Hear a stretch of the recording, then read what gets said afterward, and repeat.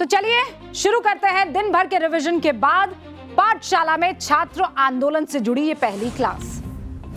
मैं इस क्लास की शुरुआत करूं उससे पहले मैं तमाम जेनजी से ये उम्मीद करती हूं कि वो सब आज टीवी पर बैठ जाएंगे, स्क्रीन पर। टाइम्स नाउ नव भारत पर अब जो खुलासा होने जा रहा है उसको बहुत गौर से सुनेंगे। झारखंड में छात्रों का प्रदर्शन 19 दिनों से जारी है।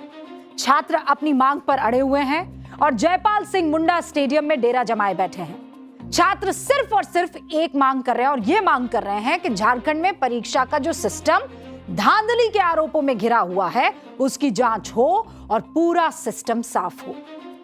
कल मैंने न्यूज की पाठशाला में आपको क्या दिखाया था कि जेएसएससी को लेकर सीबीआई जांच की मांग क्यों इतनी जरूरी हो गई है। हमने बकायदा जो पहले शिकायतकर्ता थे उनको आपके सामने लाया और वो एसआईटी की प्रिलिमिनरी रिपोर्ट भी आपके सामने रख दी। आज आपको झारखंड की दूसरी विवादित परीक्षा यानी जेपीएससी की पूरी कहानी बताऊंगी। ऐसे सनसनीखेज खुलासे सामने आ रहे हैं जिसने सोचने पर मजबूर कर दिया है कि क्या हर एक लेवल पर धांधली चल रही थी। 14वीं जेपीएससी की प्रारंभिक परीक्षा और 2023 और 2025 की बैकलॉग परीक्षा को झारखंड सरकार ने रद्द तो कर दिया, लेकिन सवाल 11वीं से लेकर 13वीं जेपीएससी पर भी उठ रहे हैं। इसकी जांच करने की बात झारखंड सरकार अभी तक कर रही है। छात्रों का कहना है कि अगर इतने बड़े पैमाने पर एक एग्जाम में टीडीपीएल जैसी प्राइवेट एजेंसी इतना बड़ा घोटाला कर सकती है तो फिर बाकी एग्जाम जो इसी एजेंसी ने कराए हैं उन पर भरोसा कैसे किया जाए। बात तो सही है। आज इसी 11वीं से लेकर 13वीं जेपीएससी की परीक्षा के बारे में एक्सक्लूसिव खुलासे हम करने वाले हैं। छात्रों का आरोप है कि 11वीं से 13वीं की परीक्षा में मेंस एग्जाम देने वाले कैंडिडेट्स को फोन गए थे एग्जाम पास करवाने और नियुक्ति के लिए लाखों रुपए की डिमांड की गई। इस कथित आरोप की कॉल रिकॉर्डिंग आज न्यूज की पाठशाला के पास मौजूद है और आज आप वो सुनने भी वाले हैं। इन ऑडियो कॉल्स को लेकर एफआईआर भी दर्ज करवाई गई थी जिस पर अब तक कोई एक्शन नहीं लिया गया। सीएम सोरेन को भी इस मामले की जानकारी लगी थी। इस पर बकायदा उन्होंने ट्वीट भी किया था। इसके अलावा छात्रों का सीधा आरोप है कि 2002 में जेपीएससी की जो एसओपी बनी हुई थी उसे पूरी तरह से दरकिनार करके चेकिंग को अचानक डिजिटल कर दिया गया और इसका टेंडर भी उसी काली करतूत करने वाली एजेंसी टीडीपीएल को दिया गया जिससे जुड़ा अभय तिवारी इस वक्त जेल में बंद है। आरोप बहुत खतरनाक है। ज्यादा जानकारी के लिए इस वक्त मेरे साथ मेरे सहयोगी रांची से अभिषेक राज जुड़ गए हैं। वो लगातार एक के बाद एक बड़े खुलासे कर रहे हैं और मैं आपको ये बता देना चाहती हूं कि अभिषेक उन तमाम लोगों के छात्रों के संपर्क में है जो इस संघर्ष को आज से नहीं बरसों बरस से सरकार के आंखों के नीचे और ध्यान में लाने की कोशिश कर रहे हैं। बहुत बहुत शुक्रिया अभिषेक एक बार फिर हमारे साथ जुड़ने के लिए। और आज जो खुलासे होने वाले हैं वो तो और भी खतरनाक है क्योंकि यहाँ एसआईटी की रिपोर्ट नहीं, यहाँ पर सबूत हैं। वो सबूत जो बताते हैं कि धांधली किस लेवल पर चल रही थी।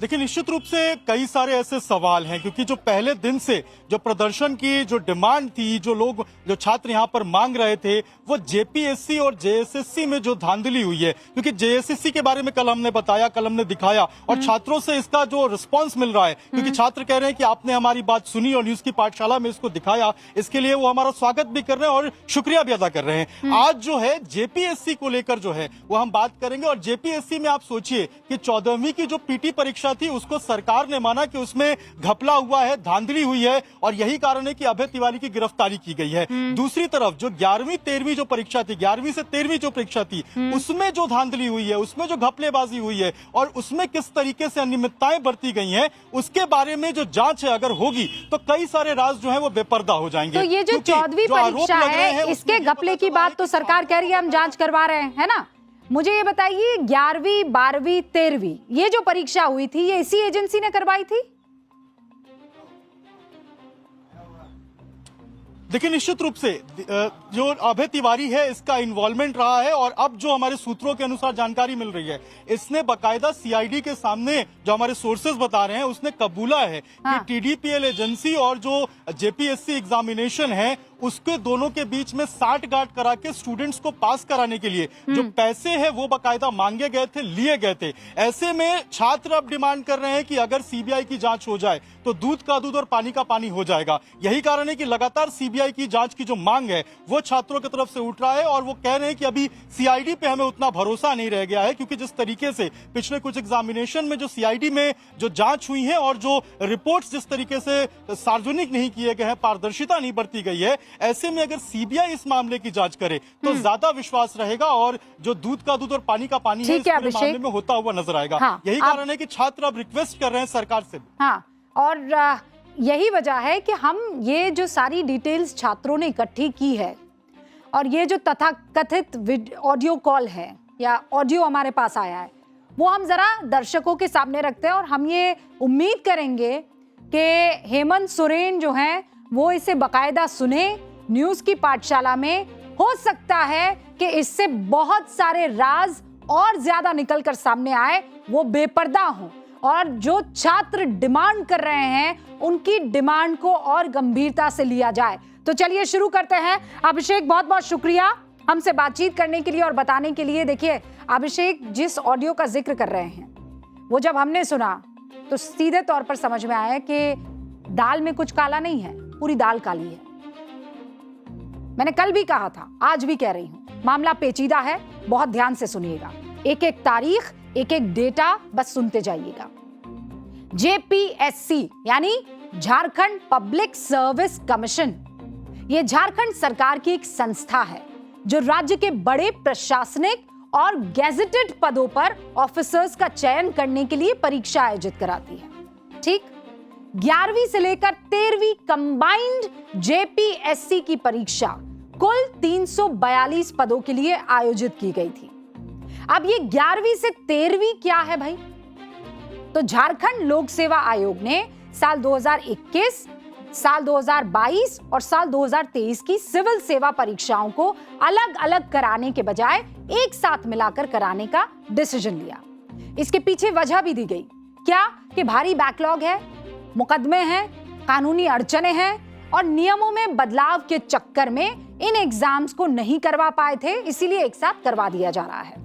ठीक है, 11वीं से 13वीं जेपीएससी को भी उसी टीडीपीएल एजेंसी ने कंडक्ट कराया था जो इस वक्त जांच के घेरे में है। 17 मार्च 2024 को जेपीएससी का प्री होता है, प्री एग्जाम। 22 अप्रैल को प्री जेपीएससी का रिजल्ट आ जाता है। इसके बाद 24 अप्रैल 2024 से मेंस एग्जाम के फॉर्म भरवाए जाने लगते हैं। 22, 23, 24 जून पेपर होता है। 22, 23, 24 जून 2024 को जब मेंस का एग्जाम होता है तो आरोप है कि तब इसके फॉर्म्स बंद हो चुके थे। लेकिन कुछ अभ्यर्थियों के लिए मेंस एग्जाम होने से 20 दिन पहले फिर से फॉर्म ओपन हो जाते हैं। 25 जून यानी पेपर होने के एक दिन बाद छात्रों को पता लगता है कि ऑनलाइन मार्किंग सिस्टम ओएमएस, उसके जरिए डिजिटली पेपर चेक किए जाएंगे। झारखंड में इससे पहले पेपर फिजिकली चेक हुआ करते थे, डिजिटली नहीं होते थे। जेपीएससी ने कहा कि उन्होंने चेकिंग के लिए अपना इन हाउस सिस्टम तैयार कर लिया है और इसी के थ्रू अब डिजिटल चेकिंग की जाएगी। छात्रों ने आरोप लगाया कि बिना कुछ बताए, बिना एसओपी के प्लान किए या उसका पालन किए ये फैसला ले लिया गया।